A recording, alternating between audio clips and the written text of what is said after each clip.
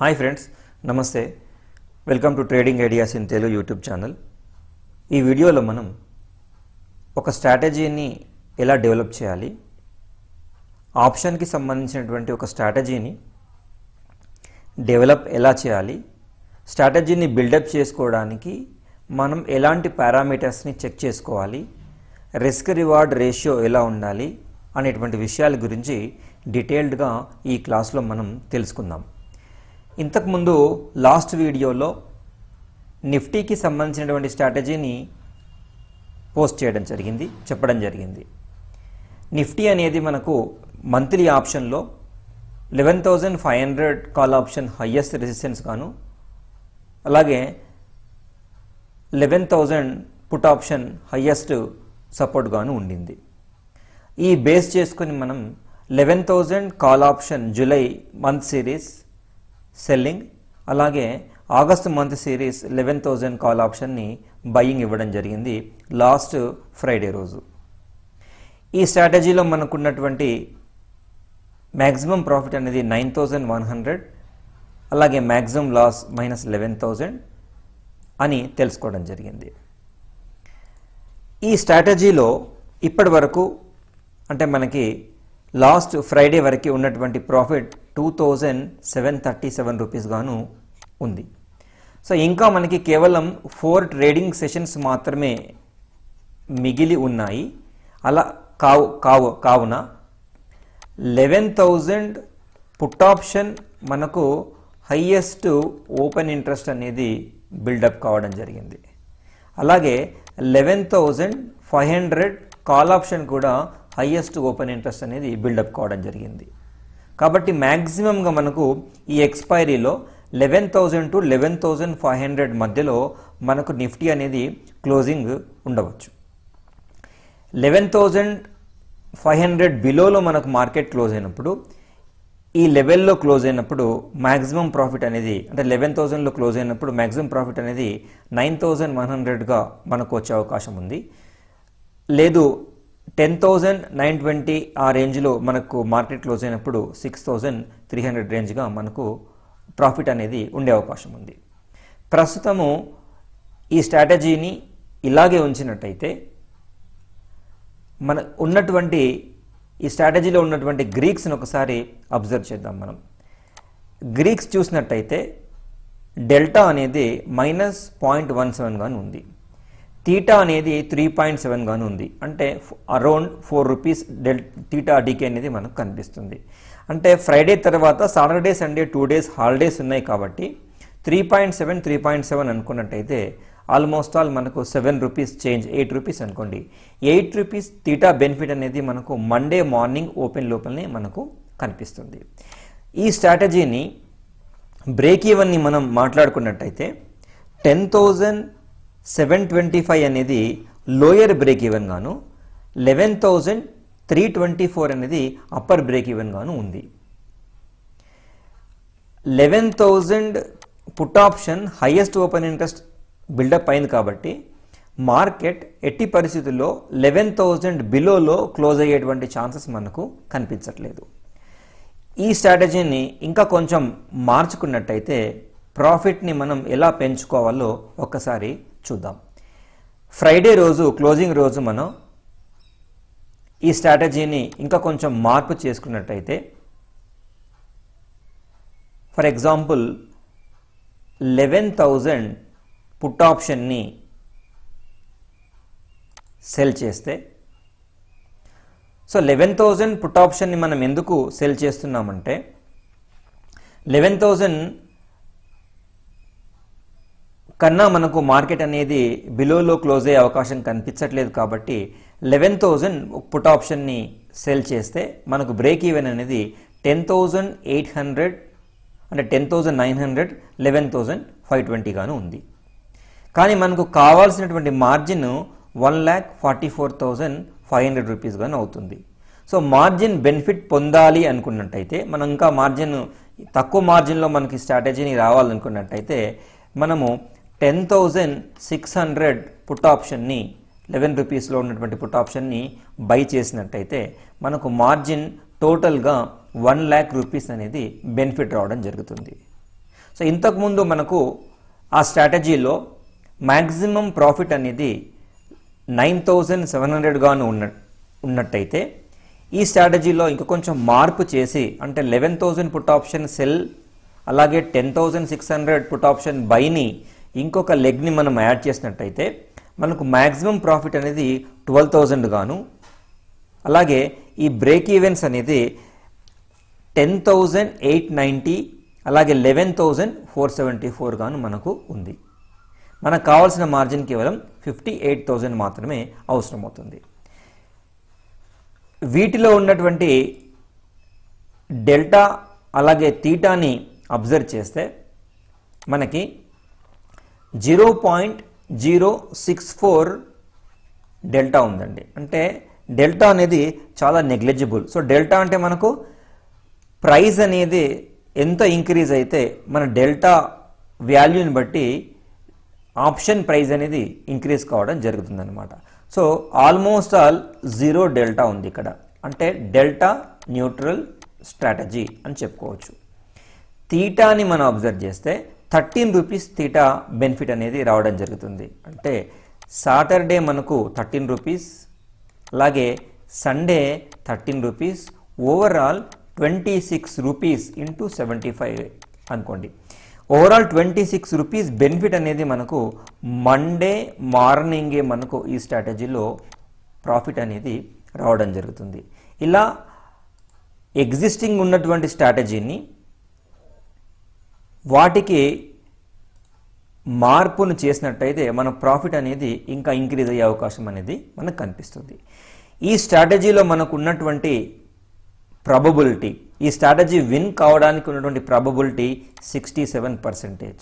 అంటే almost all మనకు ఇక్కడ గమనించినట్టయితే అప్స్ట్రాలో మనం ఈ స్ట్రాటజీని డెవలప్ చేస్తున్నాము. ఈ స్ట్రాటజీని మనం చూసినట్టయితే 1 సిగ్మా రేంజ్ని ఆల్మోస్ట్ ఆల్ టచ్ అయింది. కేవలం 4 ట్రేడింగ్ సెషన్సే ఉన్నాయి కాబట్టి లోయర్ బ్రేక్ ఈవెన్ని అప్పర్ బ్రేక్ ఈవెన్ని కట్ చేయడానికి అవకాశాలు చాలా తక్కువగా ఉన్నాయి. ప్రాబబిలిటీ మనకు అరౌండ్ 67% ప్రాబబిలిటీ ఉంది. హైయెస్ట్ ప్రాఫిట్ అనేది మనకు 12,000 గాను ఉంది. అంటే ఇంకా 3,000 రూపీస్ ప్రాఫిట్ని మనం గెయిన్ చేసుకోవడం జరుగుతుంది ఇలాంటి స్ట్రాటజీస్ వల్ల. సో ఇది నిఫ్టీ స్ట్రాటజీ. అలాగే మన ఐటీసీ సంబంధించినటువంటి స్ట్రాటజీని కూడా టెలిగ్రామ్ ఛానల్లో ఇవ్వడం జరిగింది. ఐటీసీ స్ట్రాటజీలో మనకి 2000 కాల్ ఆప్షన్ని సెల్ చేయడము అలాగే 190 పుట్ ఆప్షన్ని సెల్ చేసినట్టయితే end of the trading session Friday నాటికి మనకు 5,440 రూపీస్ ప్రాఫిట్ అనేది రావడం జరిగింది 1,59,000 మార్జిన్తో. ఎగ్జిట్ కూడా ఇవ్వడం జరిగింది. రిజల్ట్స్ అనేది ఆఫ్టర్ ద మార్కెట్ అవర్స్ వస్తున్నాయి కాబట్టి ఐటీసీలో మనకు 3% ప్రాఫిట్ ఆల్రెడీ ఉంది కాబట్టి ఎగ్జిట్ కావడం చెప్పడం జరిగింది. అలాగే 2,737 అరౌండ్ 2,800 రూపీస్ కూడా మనకు నిఫ్టీలో ప్రాఫిట్ అనేది ఇవ్వడం జరిగింది కేవలం మనకు 37 రూపీస్ మార్జిన్తో. ఇక ఈరోజు రిలయన్స్కి సంబంధించినటువంటి ఒక స్ట్రాటజీని ఎలా డెవలప్ చేయాలి, ఒక స్ట్రాటజీని బిల్డ్ చేసేటప్పుడు ఎలాంటి పారామీటర్స్ని మనం అబ్జర్వ్ చేయాలో ఒకసారి తెలుసుకుందాం. మొదటగా మనకు టెక్నికల్ సైడ్ కొంత అవగాహన అనేది ఉండాలండి. కానీ రిలయన్స్, ఎస్పెషల్లీ రిలయన్స్ మనం చూసినట్టయితే రిలయన్స్ స్టాక్ అనేది అబ్నార్మల్గా ఎలాంటి టెక్నికల్స్కి అందకుండా రోజు డైలీ పరిగెడుతూనే ఉంది. మోర్ దాన్ 50 పాయింట్స్తో, యావరేజ్ 50 పాయింట్స్తో రోజు పెరుగుతూనే ఉంది.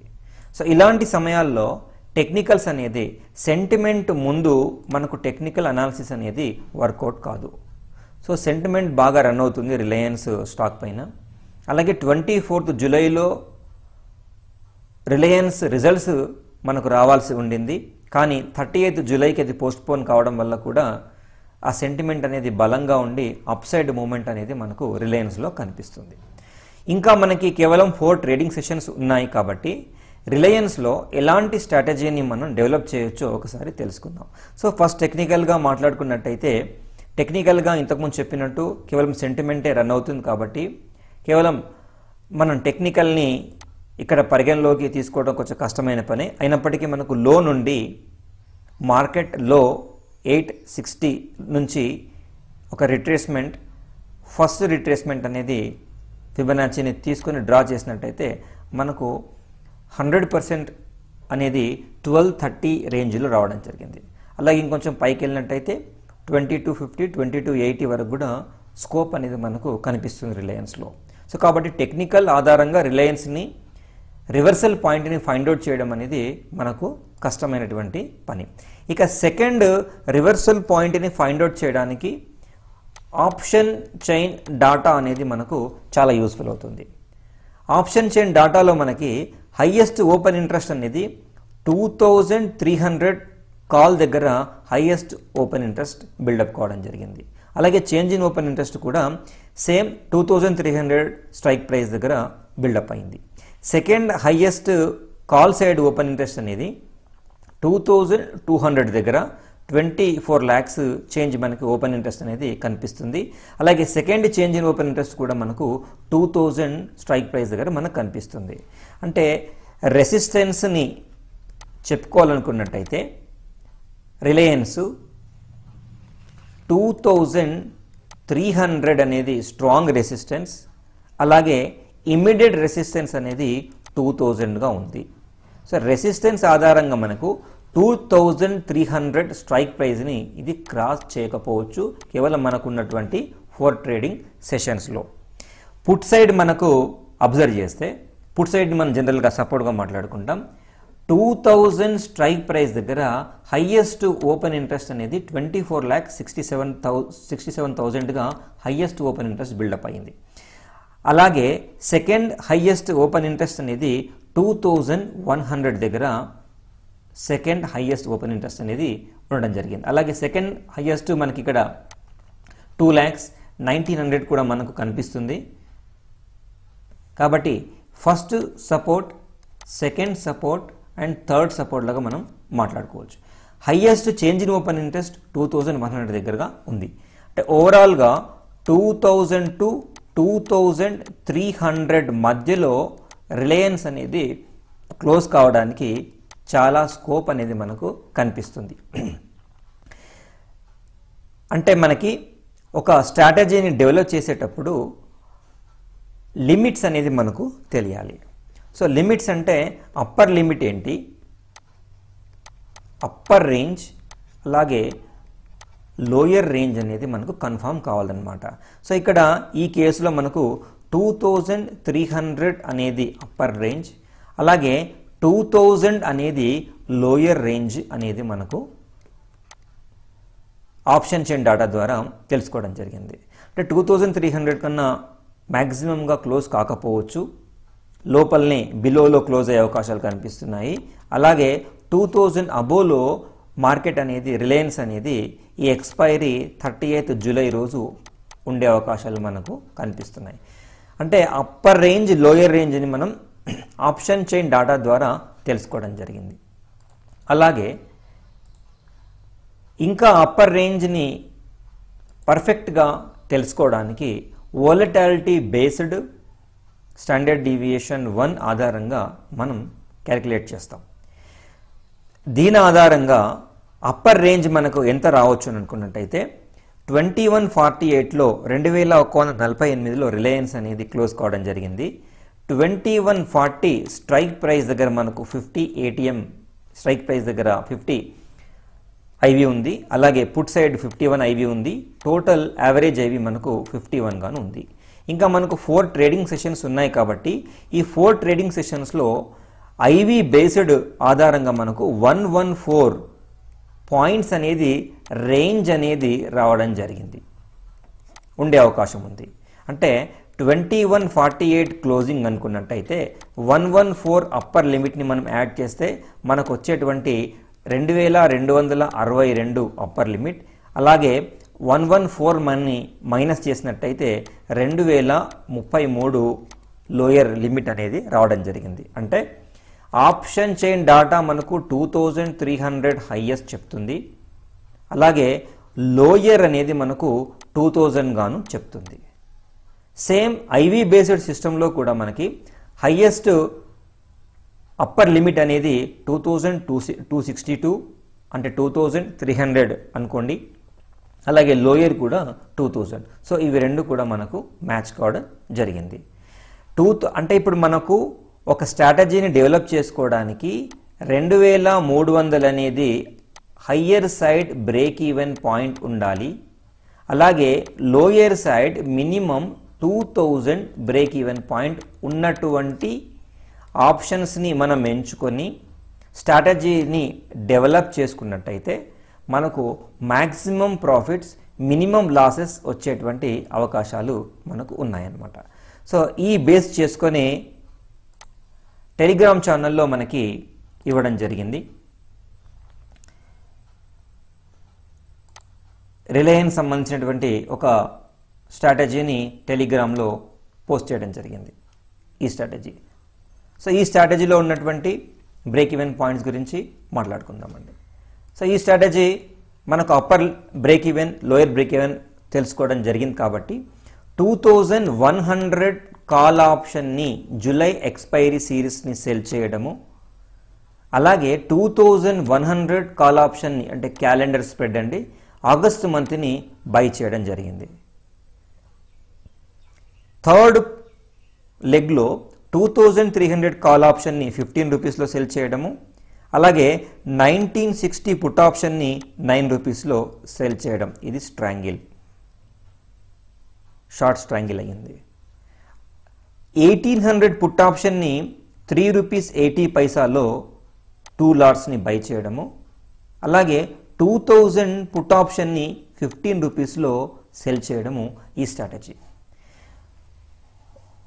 ఈ స్ట్రాటజీని ఒకవేళ మనం బిల్డప్ చేస్తే మనకు కావాల్సినటువంటి మార్జిన్ ఎంత అవసరం అవుతుందంటే 3,57,000. కానీ మనం ఇక్కడ పోస్ట్ చేసినప్పుడు 2,79,000. ఎప్పుడైతే మనకు ఫ్రైడే రోజు ఈ స్ట్రాటజీని డెవలప్ చేశామో, డెవలప్ చేసినప్పుడు మనకు అప్పుడు అవసరమైనటువంటి మార్జిన్ 2,79,000గా అంటే అరౌండ్ 2,80,000గా అవసరమయ్యింది. 2,80,000గా మనకు అవసరమయ్యింది. కానీ మరి ఈరోజు 2,80,000గా ఉన్నటువంటి మార్జిన్ మరి ఈరోజు మనకు అరౌండ్ 3,55,000 చూపిస్తున్నది. ఎందుకంటే ఎక్స్పైరీ సమీపిస్తున్నప్పుడు స్టాక్ ఆప్షన్లో మనకి ఇన్ ద మనీలో కానీ ఎట్ ద మనీలో కానీ మనం తీసుకున్నటువంటి ఆప్షన్స్లో క్లోజ్ అయినప్పుడు ఫిజికల్ మనము సెటిల్మెంట్ చేసుకోవాల్సిన అవసరం ఉంటుంది, ఫిజికల్ సెటిల్మెంట్కి వెళ్ళాల్సిన అవసరం ఉంటుంది. సో ఇది అవాయిడ్ చేయడానికి మనకు బ్రోకర్ డైలీ ఈ లిమిట్ని పెంచడం జరుగుతుందన్నమాట. ఇది అబ్జర్వ్ చేయాలి. ఖచ్చితంగా మనకు 30th రోజు ఎక్స్పైరీ కాబట్టి 30/7/2020 ఎక్స్పైరీ కాబట్టి అంటే గురువారం రోజు మనకు థర్స్డే రోజు ఎక్స్పైరీ ఉంది కాబట్టి గురువారం థర్స్డే ఎక్స్పైరీ బిఫోర్ 12 o'clock మనము ఈ స్ట్రాటజీలో నుంచి ఎగ్జిట్ అయిపోవాలి. అన్ని కాల్స్లో నుంచి ఎగ్జిట్ అయిపోవాలి. ఒకవేళ ఎగ్జిట్ కాకుండా మనకు ఉన్నట్టయితే పెనాల్టీ రావడం జరుగుతుంది, ఫిజికల్ సెటిల్మెంట్ చేసుకోవాల్సిన అవసరం ఉంటుంది స్టాక్ ఆప్షన్లు especially.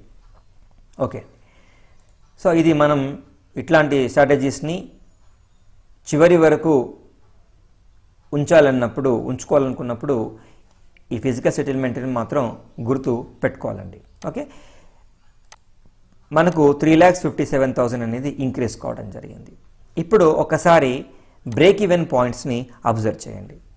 Lower side 1973 break even point, upper side 2,312 break ఈవెన్గా ఉంది. మనకు 2,300 అనేది హయ్యెస్ట్ ఓపెన్ ఇంట్రెస్ట్, ఇది ఇంతకన్నా క్రాస్ చేయదని మాట్లాడుకుంటున్నాం కాబట్టి ఇంకా +12 రూపీస్లో మనం సేఫ్లో ఉన్నాము. అలాగే లోయర్ బ్రేక్ ఈవెన్ వచ్చేస్తే 2,000 మనకు లోయర్ బ్రేక్ ఈవెన్, కానీ 1973 అంటే ఆల్మోస్ట్ ఆల్ ఇంకా 70 పాయింట్స్ లోయర్ సైడ్ మనకు ప్రొటెక్షన్లో ఉన్నాం. ఈ స్ట్రాటజీలో ఉన్నటువంటి ప్రాబబిలిటీ 85% ప్రాబబిలిటీ ఉంది. సేమ్ ఇదే లెగ్లో స్ట్రాటజీని మనం ఇంప్లిమెంట్ చేస్తే ఈ స్ట్రాటజీ అనేది సక్సెస్ కావడానికి 85% ప్రాబిలిటీ ఉంది. సో సక్సెస్ అనేది 85% ప్రాబిలిటీ అనేది ఈ ఆప్స్ట్రా వాళ్ళు ఎలా క్యాలిక్యులేట్ చేయడం జరుగుతుందో ఒకసారి చూద్దాము. దీంట్లో మనకి సిగ్మా రేంజ్ అనేది ఉంటుందండి. Sigma range 1 sigma range 2 sigma range అనేది మనకు రావడం జరుగుతుంది, ఇవ్వడం జరుగుతుంది. ఇందులో ఈ సిగ్మా రేంజ్ అంటే ఏంటి, వాటి గురించి ఒక్కసారి తెలుసుకుందాం. 1 sigma range, 1 sigma range, 2 sigma range. So 1 sigma రేంజ్కు ఉన్నటువంటి ప్రాబబిలిటీ 68%. 2 సిగ్మా రేంజ్కు ఉన్నటువంటి ప్రాబబిలిటీ అరౌండ్ 90+% ప్రాఫిట్. సో అంటే 2 సిగ్మా రేంజ్లో కనుక స్ట్రాటజీ వస్తే అది 90% విన్నింగ్లో ఉండే అవకాశం ఉంది. 1 సిగ్మా రేంజ్లో వస్తే 68% అనేది ప్రాబిలిటీ ఉంది. సో ఈ సిగ్మా అనేది ఎలా క్యాలిక్యులేట్ చేస్తారంటే ఐవి బేస్డ్ తీసుకోవడం జరుగుతుంది. ఇంప్లాయిడ్ వోలటాలిటీ ఆధారంగా ఈ సిగ్మా రేంజ్ని కనుక్కోవడం జరుగుతుంది అనమాట. సో దాని ఆధారంగా మనకు ఆల్మోస్ట్ ఆల్ 1 సిగ్మా నుంచి 2 సిగ్మా రేంజ్లో మనకు బ్రేక్ ఈవెన్స్ ఉన్నాయి. 1 సిగ్మా రేంజ్ నుంచి 2 సిగ్మా రేంజ్లో మనకు బ్రేక్ ఈవెన్స్ ఉన్నాయి. కాబట్టి 85% అనేది ఈ స్ట్రాటజీలో మనకు సక్సెస్ కావడానికి అవకాశం ఉండింది. సో రిలయన్స్ స్ట్రాటజీని మన ఫ్రైడే ఇంప్లిమెంట్ చేసి ఉంటే ఇప్పటి వరకు మనకు 3535 ప్రాఫిట్ అనేది రన్ అవుతుంది. కానీ ఎండ్ ఆఫ్ ద 330కి మనకు 5277 ప్రాఫిట్గా చూపించడం జరిగింది. కానీ ఇప్పుడు ప్రాఫిట్ అనేది ఎందుకు తగ్గింది అని ఒక డౌట్ అనేది రావచ్చు. మార్కెట్ క్లోజ్ అయిన తర్వాత 330 క్లోజ్ అయిన తర్వాత సెటిల్మెంట్ అనేది జరుగుతుందండి. బయ్యర్ ఆప్షన్స్లో మధ్యలో ఉన్నటువంటి వేరియేషన్ వల్ల సెటిల్మెంట్ కావడం జరుగుతుంది. ఆ సెటిల్మెంట్లో వచ్చేటువంటి వేరియేషన్ వల్ల మనకు ప్రాఫిట్ అనేది అరౌండ్ 1800 కొంచెం తక్కువగా చూపిస్తుంది. ఈ స్ట్రాటజీలో ఉన్నటువంటి గ్రీక్స్ని ఒకసారి తెలుసుకుంటే ఆల్మోస్ట్ ఆల్ గ్రీక్ అనేది 0. ఇంతకుముందు నిఫ్టీలో మనం మాట్లాడుకున్నాం గ్రీక్స్ గురించి. నిఫ్టీలో కూడా మనకు ఆల్మోస్ట్ ఆల్ డెల్టా అనేది 0 రావడం జరిగింది. Delta 0, negligible 0.08. అలాగే తీటా అనేది 13 రూపీస్గా ఉంది.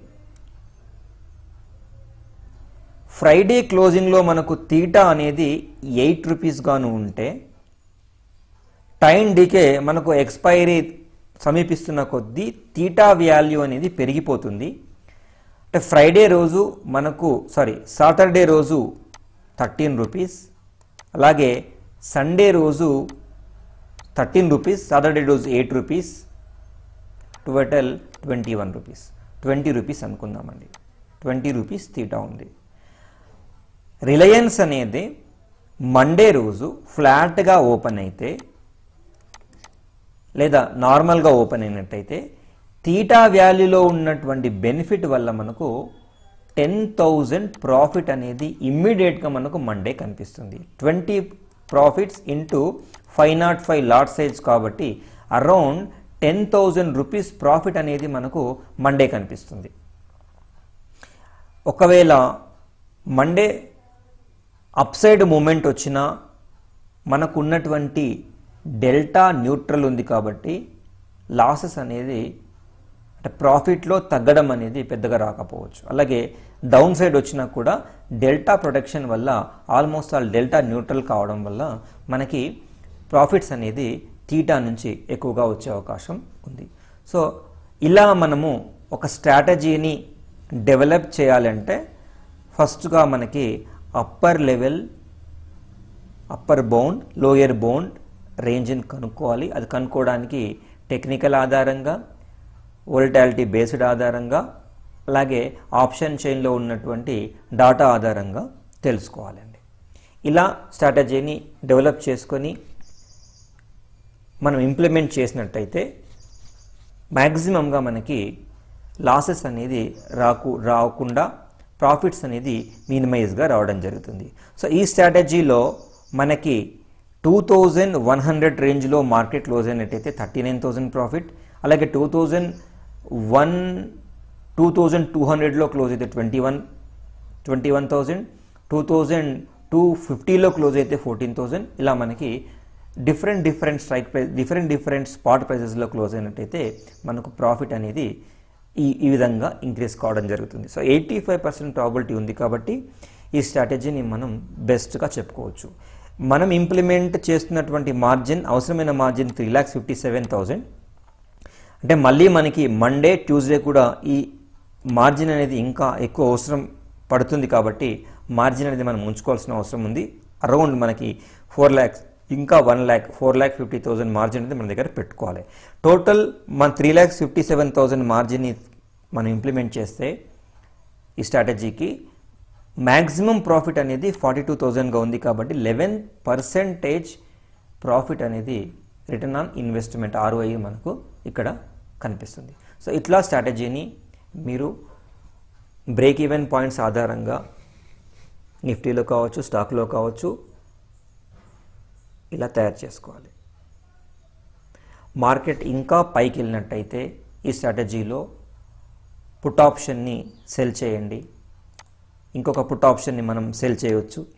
2000 పుట్ ఆప్షన్ని ఇంకొకటి యాడ్ చేయండి. ప్రాఫిట్ అనేది మీకు ఇంక్రీజ్ కావడం జరుగుతుంది. Add position.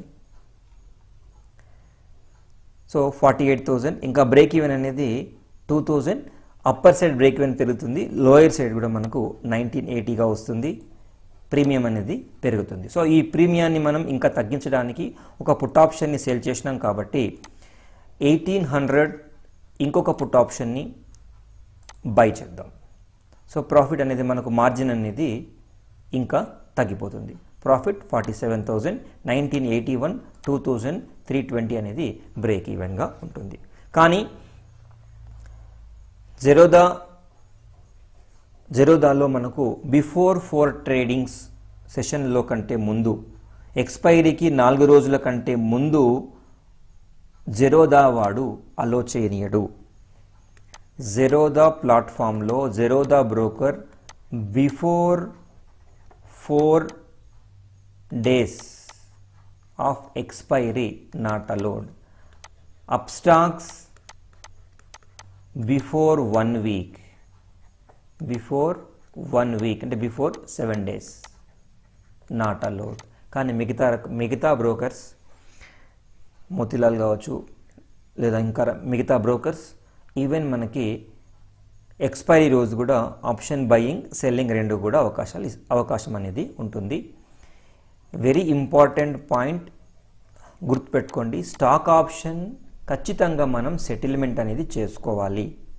బిఫోర్ 3:30 అంటే ఎక్స్పైరీ రోజు 12 లోపలనే మనము స్క్వేర్ ఆఫ్ చేసుకోవాలండి. తప్పకుండా బిఫోర్ 12 PM లోపలనే మనము స్క్వేర్ ఆఫ్ అనేది చేసుకోవాలి. చేసుకోకుంటే ఫిజికల్ సెటిల్మెంట్ అనేది ఇవ్వాల్సిన అవసరం ఉంటుంది.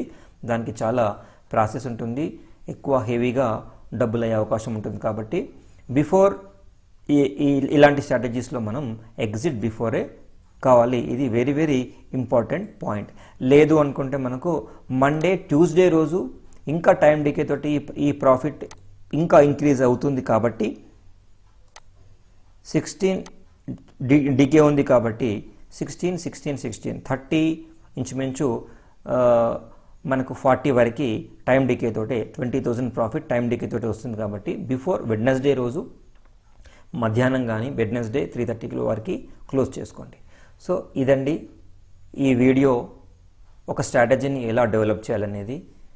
సో ఈ వీడియో కనుక మీకు నచ్చినట్టయితే లైక్ చేయండి, షేర్ చేయండి, సబ్స్క్రైబ్ అవ్వండి. అలాగే టెలిగ్రామ్ ఛానల్లో జాయిన్ అవ్వండి. Learn and earn stock market in Telugu అనేది మన ఛానల్ నేమ్. ఈ ఛానల్లో మీరు కొన్ని అప్డేట్స్ ఇస్తూ ఉంటాం. అలాగే ఇలాంటి స్ట్రాటజీకి సంబంధించినటువంటి ఎలా బిల్డప్ చేసుకోవాలనేది చెప్తూ ఉంటాం. ఈ స్ట్రాటజీ అనేది కేవలం ఎడ్యుకేషన్ పర్పస్లో మాత్రమే. దయచేసి మీరు బ్లైండ్గా ఇంప్లిమెంట్ చేయొద్దు. దీంట్లో ఉన్నటువంటి ప్రాఫిట్ లాస్ రిస్క్ అంతా కూడా తెలుసుకున్న తర్వాతనే ప్రాఫిట్లోకి ఎంటర్ అవ్వండి. కేవలం ఎడ్యుకేషన్ పర్పస్లో మాత్రమే మన ఛానల్ అనేది రన్ అవుతుంది.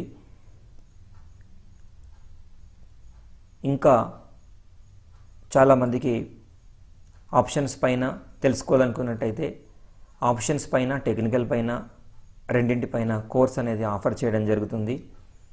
ఆ కోర్సుకు సంబంధించినటువంటి డీటెయిల్స్ మీరు టెలిగ్రామ్ ఛానల్లో జాయిన్ అయినట్టయితే మీకు వాటి యొక్క డీటెయిల్స్ అనేది తెలుస్తుంది. సో ఈ వీడియో చూసినందుకు అందరికీ కూడా థ్యాంక్స్ అండి. Thank you very much.